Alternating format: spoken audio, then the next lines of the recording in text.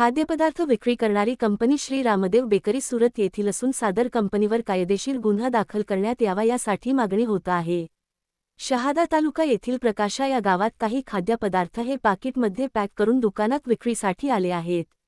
त्या पाकिटवर सहज लक्ष गेले असता असे आढळून आले की त्यावर कंपनीने आपली उत्पादनाची तारीख ही छापील स्वरूपात न देता हाताने लिहिली होती।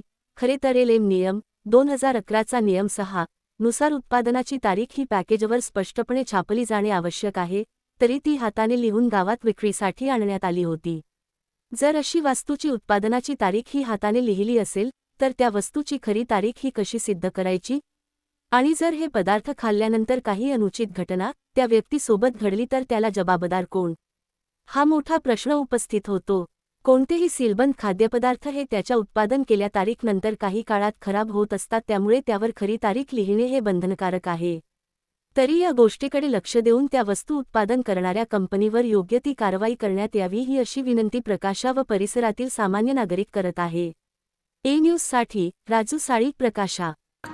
गुजरातचं प्रोडक्ट आहे, नाव आहे श्री रामदेव। याला डेट टाकताना हाताने टाकलेली आहे आणि वास्तविक पाहता हा जो माल आहे एक्सपायरी डेट माल आहे आणि या एक्सपायरी डेट मालमुळे जे मुलं खातात त्यांना याच्यापासून वॉमिटिंग होत आहे।